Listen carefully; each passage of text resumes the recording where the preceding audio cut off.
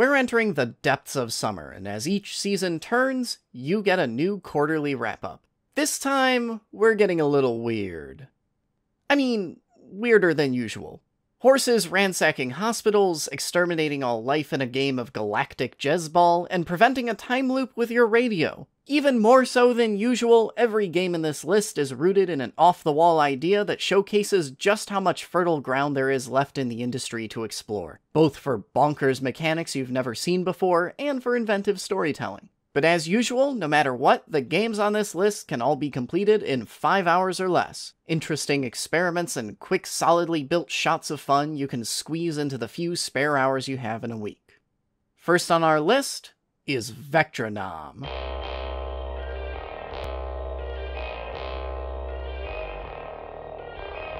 You all probably know how much I love rhythm games, but Vectronom's a little more complicated than that. Vectronom is a puzzle platformer rhythm game. That's a mouthful, so let's break it down one component at a time. Your basic goal is to get from point A to B while hopping across these moving platforms. So, there's your platformer bit. But the twist is that the platforms all move in time to the music. Sometimes they just move a square every beat, but it quickly gets, more complicated. So there's the rhythm part. But Vectronom is also a puzzle game because it heavily relies on pattern recognition to discern the 1 or 2 safe passages through each level. Put it all together, and you get this.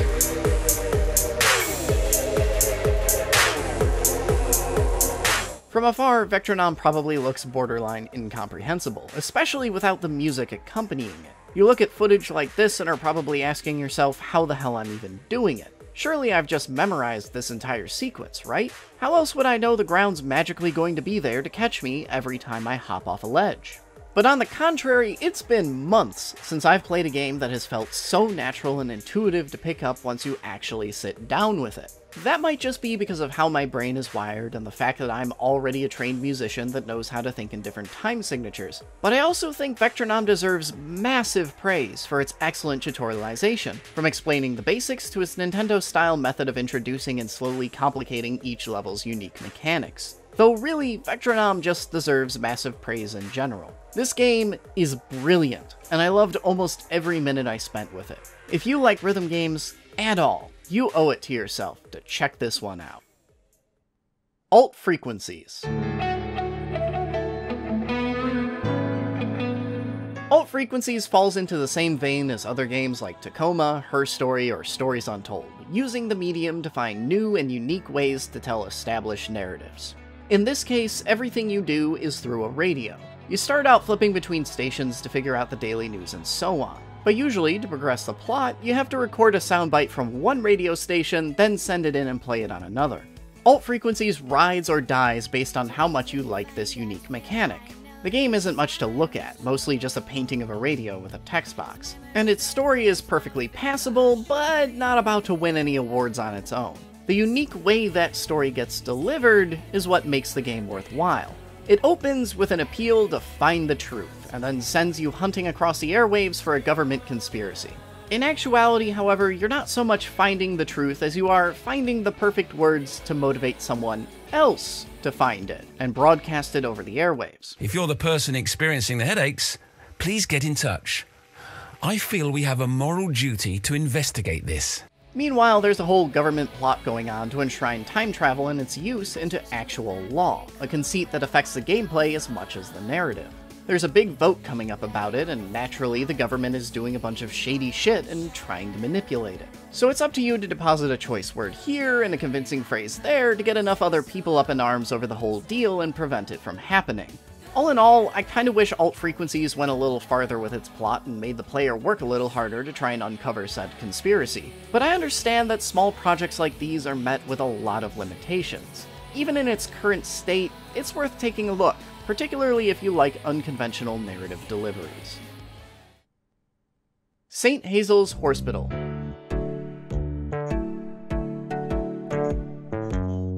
Horsepital is goofy and weird as shit.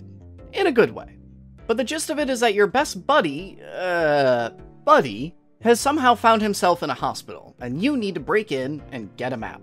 Unfortunately, you kinda stick out like a sore thumb, and the hospital doesn't really take kindly to rampaging horses, so you're gonna have to do this one quietly. Yes, this is a stealth game. For the most part. By the end, Horsepital largely ditches its stealth mechanics in preference for wacky puzzles, but the first 2/3 have all the stealth genre's classic hits, from hiding in bushes to stealth takedowns and fun gadgets. It's also got a silly little goat simulator tongue thing going on for carrying items around. And for the most part, it works. Your horse model can be a little glitchy from time to time, but that just kinda adds to the absurdist charm.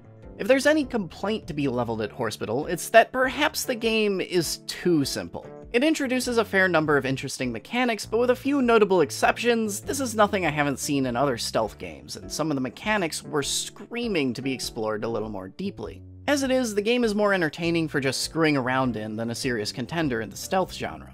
But you know what? Beauty is in the eye of the beholder, and what felt simple to me might just be a chill, entertaining time for you, or a great pick for baby's first stealth game.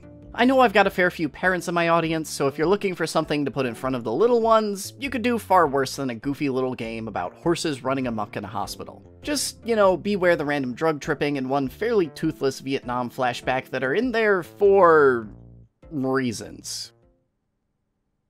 Wraithslayer.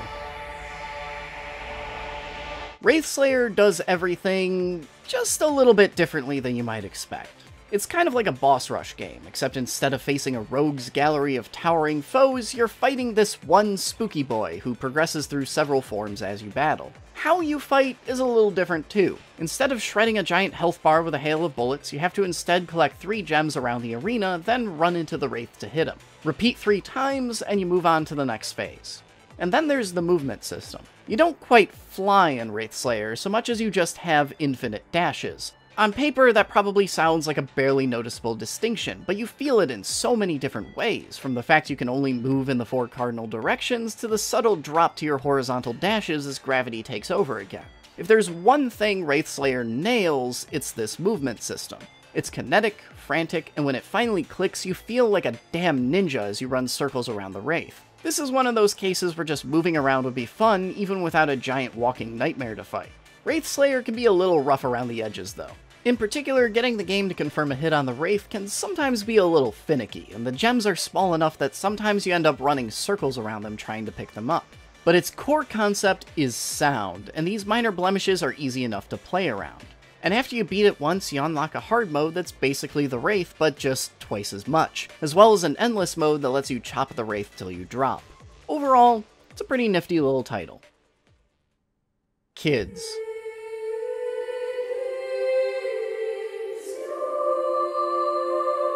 You know what's even weirder than Horsepital?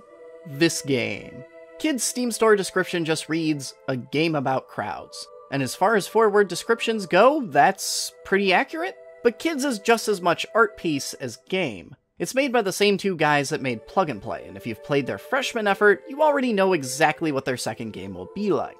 Kids isn't really a game that wants to explain itself, but to me it feels like an illustration of group mentality, and how people negotiate, or fail to negotiate, their way through a pack. It's got everything from people blindly following other people to one particular scene where once group consensus is met, one person suddenly disagrees, and the only way to progress is to force them to go along with everyone else. It's less a cohesive thesis and more just a succession of illustrations of the many, many ways one can frame themselves against a crowd.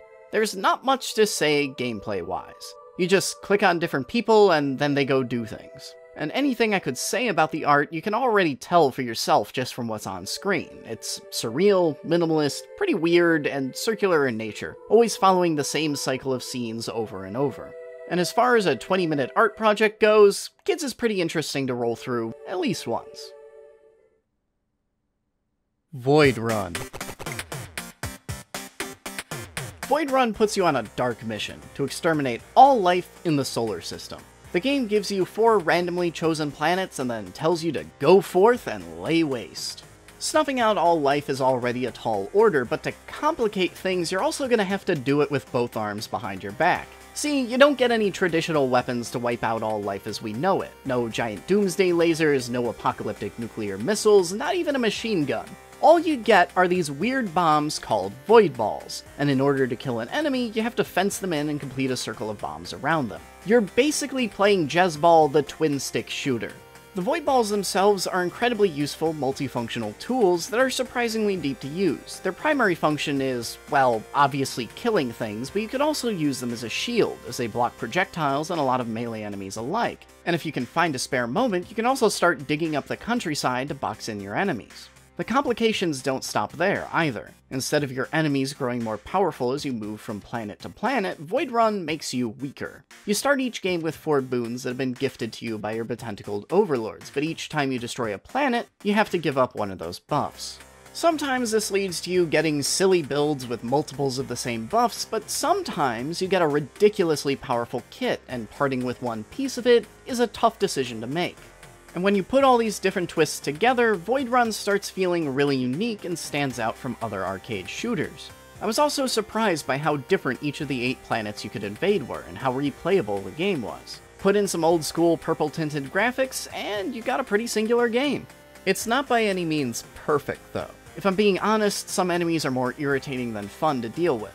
I also wish the game let me start with more ammunition. Every level starts with you barely having the void balls to surround and kill the weakest of enemies, and even then, it's risky. But as you put craters into each planet, you get power-ups that expand your void ball capacity to let you take on larger targets. And while I feel like that's all part of the design, I kind of wish I could just start fighting enemies right out of the gate instead of spending the first 3 minutes of every level trying to build up my power base. Something players will optimize the fun out of your game, etc, etc.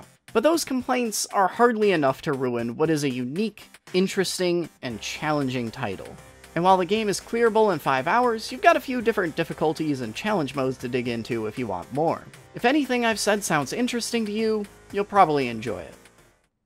That's it for this quarter's wrap-up of games, but if you're looking for more recent short titles, I've got a whole long backlog of reviews you can check out.